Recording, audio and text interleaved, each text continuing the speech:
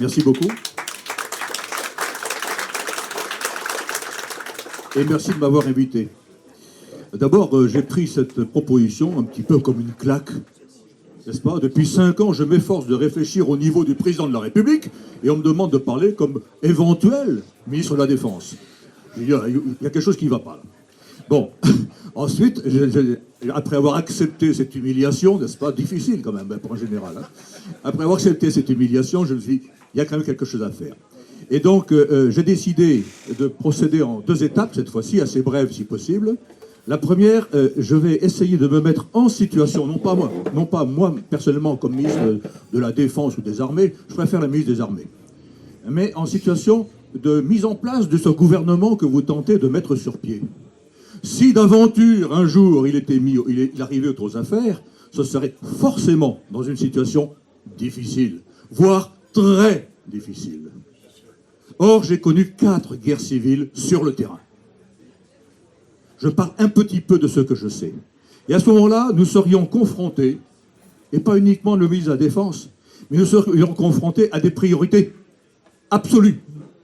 Quand on voit l'état actuel de la France, du monde, de l'Europe et du monde, nos priorités absolues seraient la sécurité intérieure, évidemment, la sécurité extérieure, parce que à l'intérieur, certes, les Black Blocs, les Gilets jaunes, les djihadistes, c'est déjà pas mal, hein. Mais à l'extérieur, mais comment réagirait, je sais pas moi, la Turquie? Que se passerait-il en flux migratoires, etc.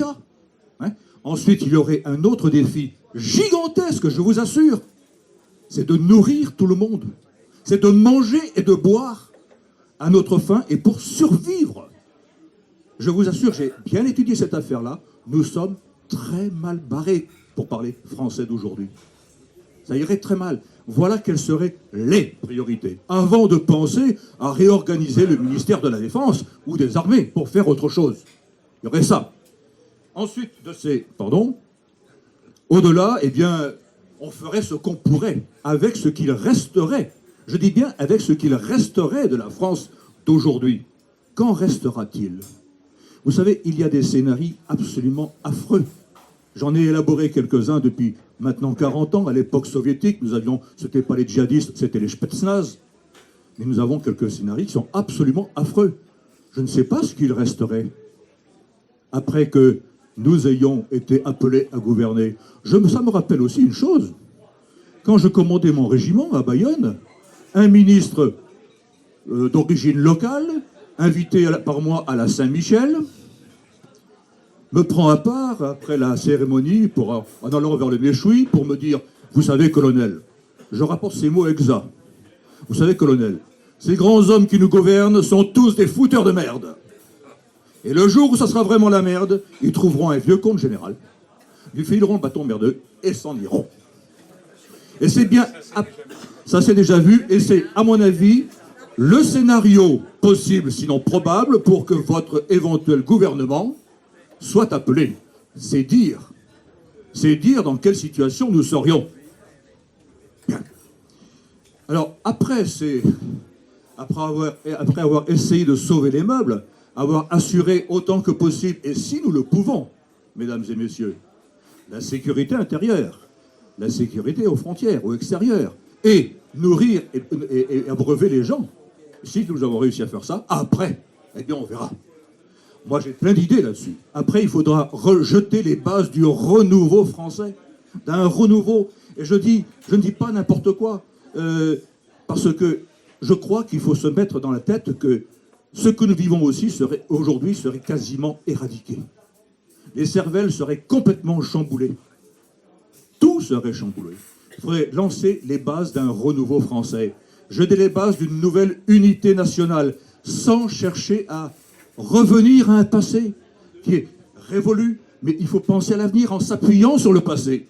Je suis aussi royaliste, mais il faut attendre, c'est pas forcément le moment. À la grâce de Dieu. Hein? Repenser la cohésion nationale, c'est très important, c'est le fondement de toute chose. Il faudra restaurer l'État.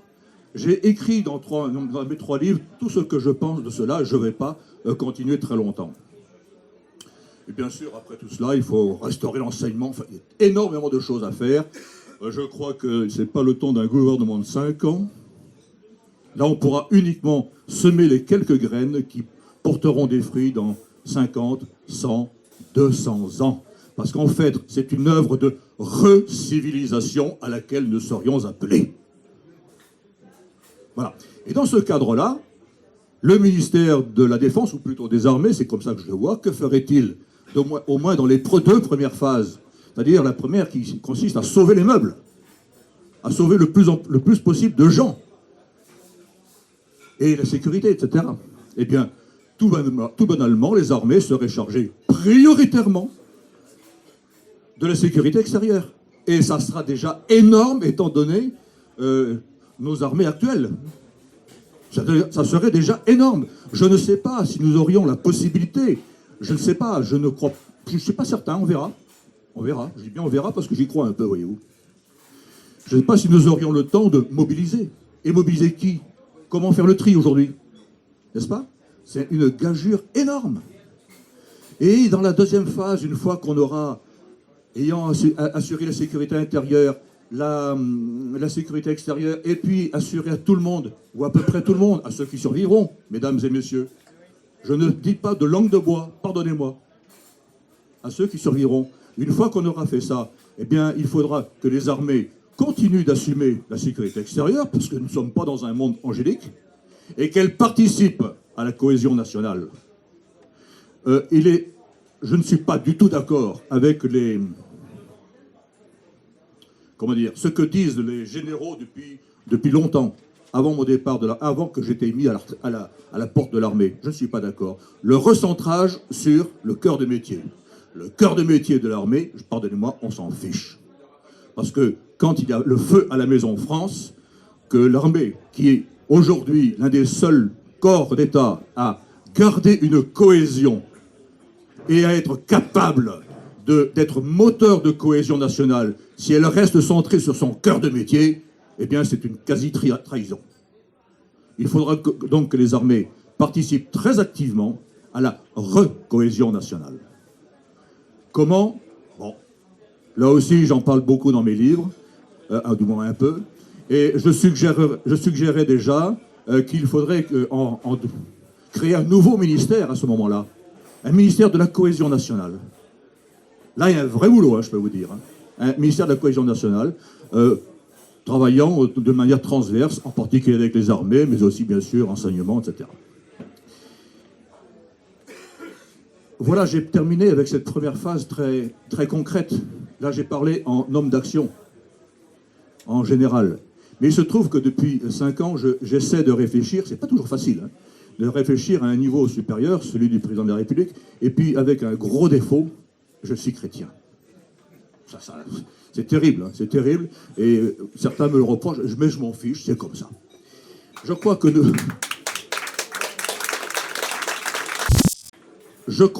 ne pourrons pas appréhender, je crois que ce gouvernement que nous souhaitons mettre en place, que vous souhaitez mettre en place, ne pourra pas appréhender correctement la situation actuelle de la France, de l'Europe et du monde sans prendre énormément de hauteur. Beaucoup de gens nous disent aujourd'hui, en particulier mes conseillers spirituels, mais aussi des théologiens, etc., et puis des anthropologues, des historiens, que l'humanité est en train de vivre et va vivre l'histoire la plus dramatique de toute son histoire. Nous approchons du moment le plus dramatique de toute l'histoire de l'humanité. Je ne peux pas vous dire si c'est vrai ou faux, j'en ai le pressentiment, mais je ne sais pas lire dans la boule de cristal.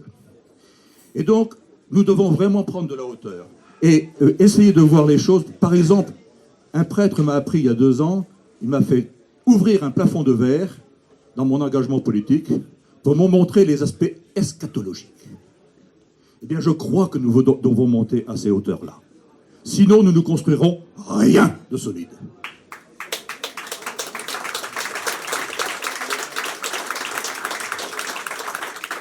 L'un de mes leitmotifs depuis pas mal de temps maintenant est une phrase de Soloviev, écrivain russe mort en 1900. Une nation n'est pas ce qu'elle pense d'elle-même dans le temps, mais le projet que la Providence a sur elle dans l'éternité. C'est comme ça que nous devons penser la France d'aujourd'hui, de demain et pour toujours. À partir de cette phrase. Bien. Merci. Ensuite, nous avons des armes. Je ne parle pas des fusils, des canons. Parce que dans le monde d'aujourd'hui, qu'est-ce que la France? Un nain. Mais ça peut être Goliath. David face à Goliath. Ça peut être David face à Goliath. Parce que notre civilisation, notre peuple, est porteur d'un projet sur l'homme qui court depuis Our en Chaldée. Depuis Abraham. C'est le même projet. Qu'est-ce que l'homme pour que tu penses à lui, demande le psalmiste.